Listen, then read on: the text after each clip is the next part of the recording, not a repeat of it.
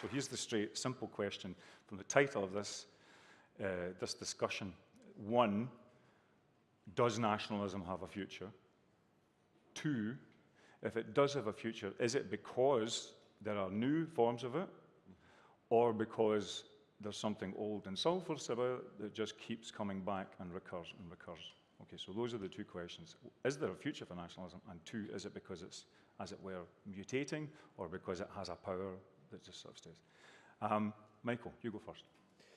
Thanks, Pat. Does nationalism have a future? Yes. I think the question is what kind of future it has. I mean, I think the way I would suggest we sort of locate this is to think that, whilst obviously the question of nationalism is sort of on all our minds at the moment, and I think one temptation is to think that in the era of Trump, Brexit for some people, that nationalism has suddenly surged. Suddenly this is a kind of novel phenomenon. It isn't. I think actually the context here goes back really to the 1990s, and I think it's the sense, the mobilizations, the sort of arguments, the claims, the feelings associated with nationalism are, I think, rooted in some really big changes in our society, in our economy, and I think globalization is absolutely the center of that. Maybe also something we tend to underestimate, I think, the technical term deindustrialization. I think the shift from one kind of economic order to another, and we know from history that those shifts produce tremendous sort of dislocation. They're often the sources of great reaction and indeed innovation in our politics and beyond. I think, very broadly put, we're living through such a shift, such a dislocation, and nationalism is one response to that, very broadly put. So I think it's very likely to have a long future, like it or lump it. I think the other thing to say in that context is that I think one of the great trends of our times, if you stand back from all the heat and fury of these different issues, these different debates going on, one of the great trends, I think, is a sort of disjuncture. And this is really ripping apart our politics and many other countries' politics.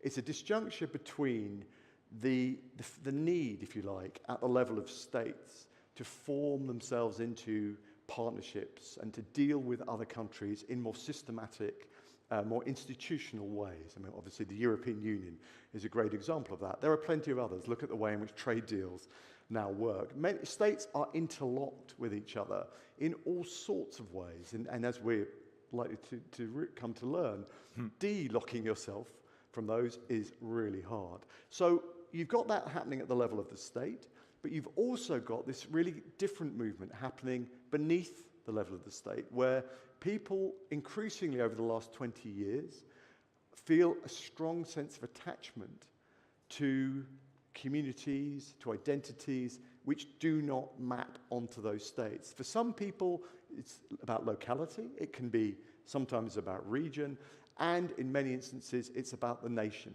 The sense that the nation is what I belong to. That's the entity that's going to get me through this. And I think that disjuncture is ultimately the reason why nationalism will survive for the foreseeable future.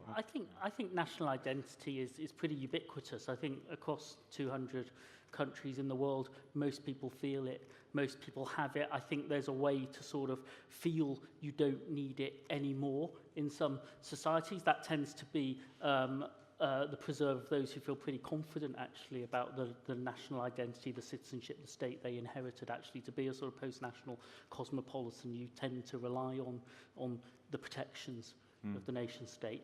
You've got very different nations. Our democracies are structured around it, our world is structured around it. I think you have a lot of traditional national behaviour by a lot of countries, Vladimir Putin's Russia, rising powers like India and China. You then have nations that sort of have an internationalist idea of the nation, and you have multinational states that decide whether to carry on or not. Yugoslavia breaks up in civil war, Czechoslovakia breaks up very, more amicably. The United Kingdom staggers on as a union of consent. If most English, most Scottish, most Welsh people, most Northern Irish people want to be in it, we'll carry on with it. If different bits go away, we won't. But these will all be questions about what it is to be Scottish, what it is to be British, and how they combine or how they're in conflict. What is it to be English? And the English conversation is the one we didn't have And I think that has been a problem in England. Is it starting, do you If you don't shape it, it's starting now, but if you don't shape it, firstly it festers and it sours, because you're really saying to English, but it's very important to the Scottish and Welsh that we recognise that. Well, I think in terms of what helps us get through, I mean, it's certainly the case that in the context of there's different kinds of fluidity going on there, aren't there? One is the fluidity in the sense of the movement of peoples, which undoubtedly has been one of the issues, which has been, I think, central to the emergence of nationalism. There's another kind of, there are other kinds of fluidity, I think, or at least the sense that certain things in the context of globalization happen over which states do not have control, which I think is also, and they don't have to be about migrants, I think that's also about the economy and about power and about resources and the flow of those things.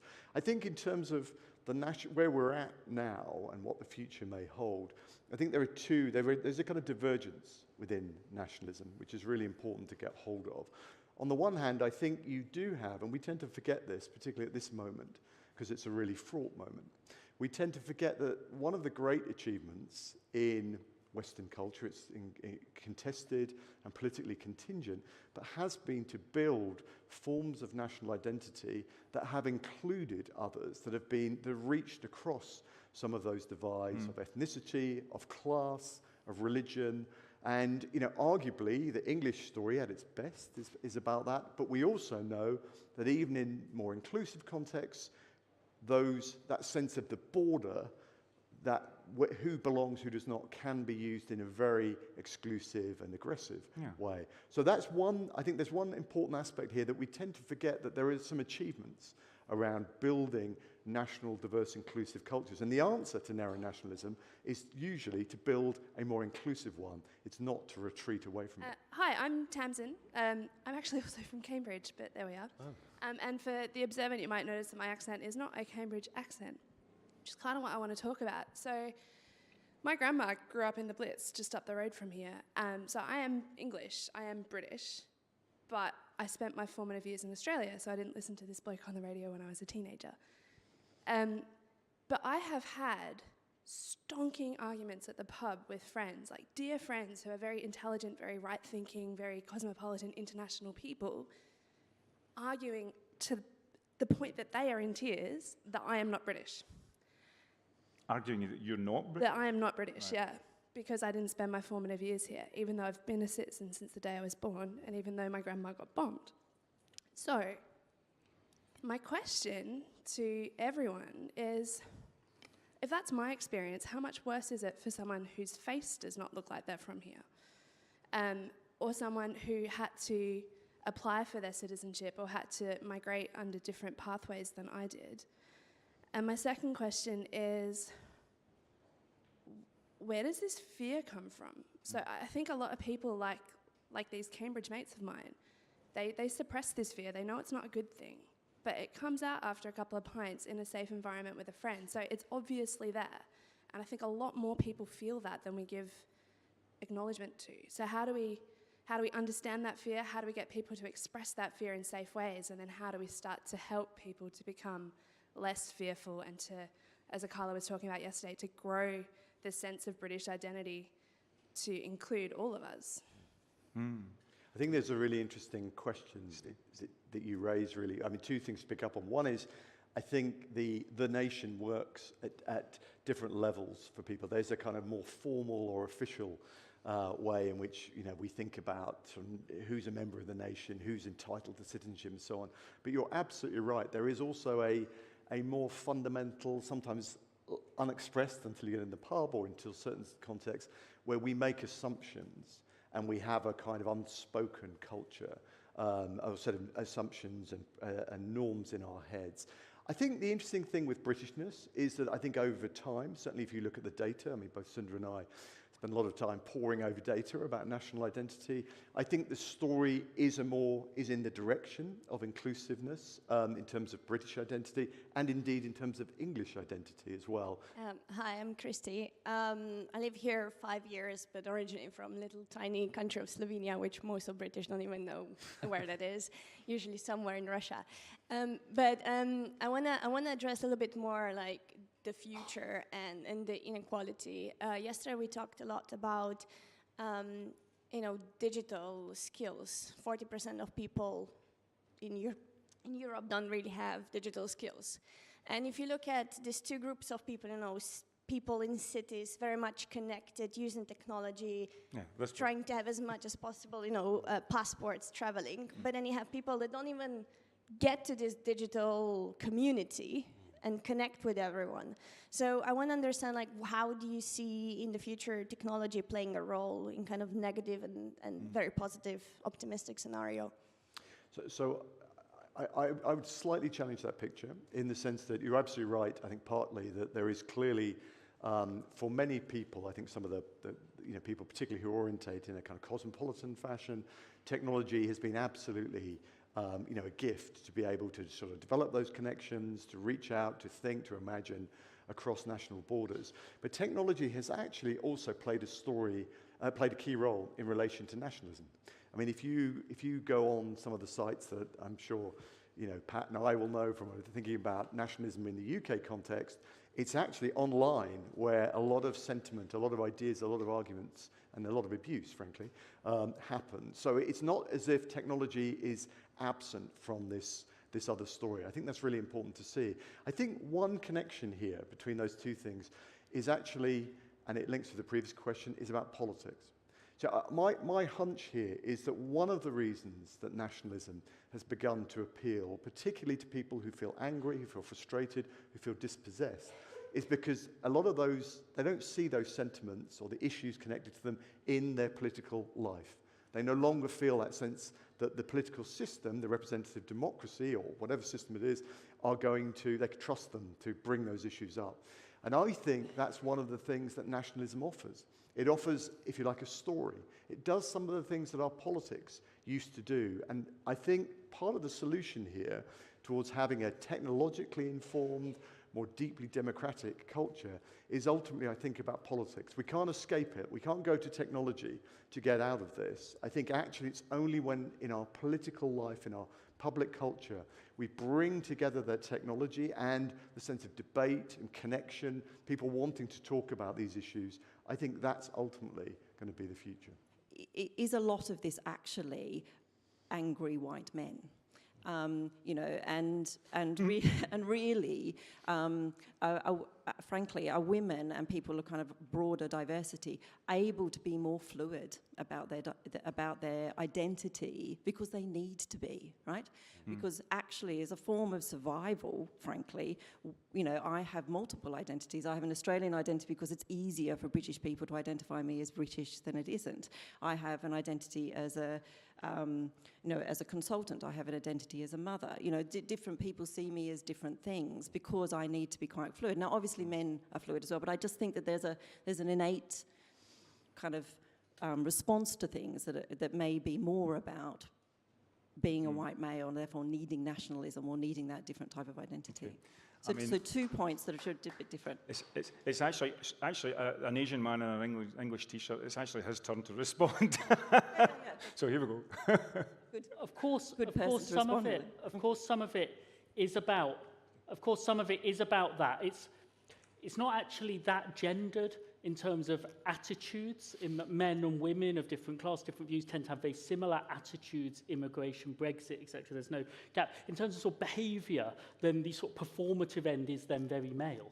The sort of Free Tommy Robinson kind of campaign where you actually march around in the streets and do it, that's very male. What's interesting about these angry white men is to some extent they're a product of progress and how fast it went. Actually, because people who were very much, if you were, a man who left school without qualifications when you were 16, you were very much in the centre of your society in the late 1960s, and so on. You outnumbered the graduates 12 to 1. Not 3 to 1. And so the political parties listen to people like you. And then you get to this sort of decade and your Conservative Party thinks about modernising as well as your very Liberal Labour Party. So it's gone very, very fast that things have changed on gender, on race, sexuality. And what's interesting about this group is a lot of people But have for some changed their people, minds. I mean, I was going to say a fast as a question, Yeah. right? Fast for me, I'd say that's not fast enough. But yes. On gender, I think it was quite slow, and it's 50 years on work. On sexuality, we've moved from 1999 to 2005 to most people saying it was mostly wrong to most people saying it was mostly right. It just happened. And lots of the angry white men type people went with it.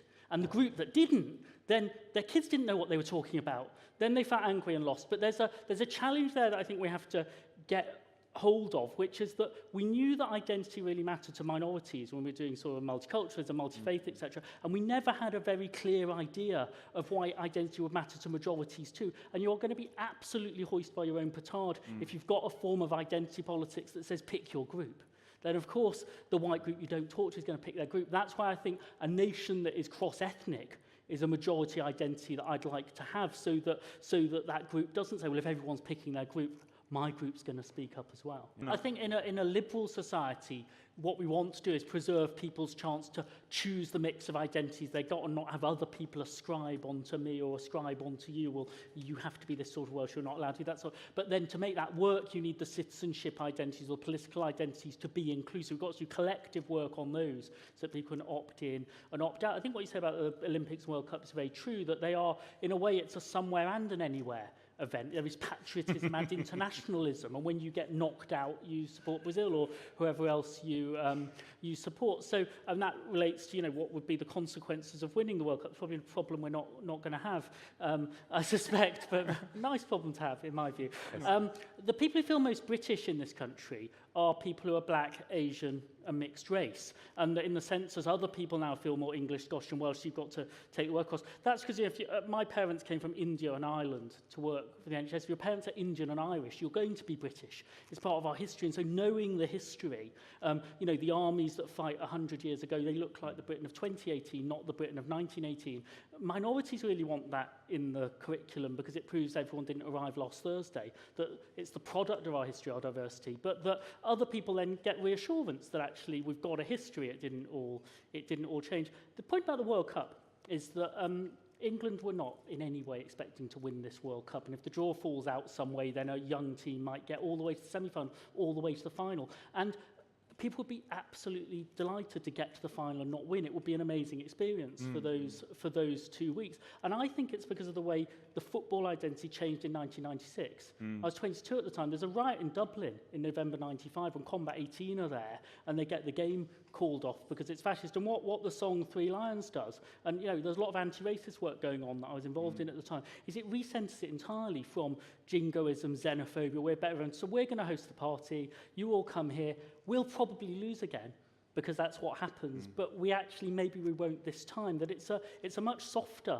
much more inclusive, I think, idea of the nation as a set of shared experiences of loss, of hope, and so on, that I think it's then quite hard for people not to think, well, if we said to everyone, you're all invited to that party and bring your Swedish flags along as well, then actually it's very hard for people to think that's a party that's exclusive, and that's a competing, I think, form of national identity, if not nationalism.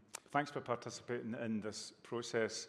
I've always wanted to say this. One of my ideal bits of poetry about the nation is the line that the novelist Alistair Gray puts on every one of his books, and his line is, work as if you were in the early days of a better nation. And if I have anything to inscribe on my gravestone, it will probably be that. Could you please thank all our speakers and participants and fishbowlers? Thank you for coming.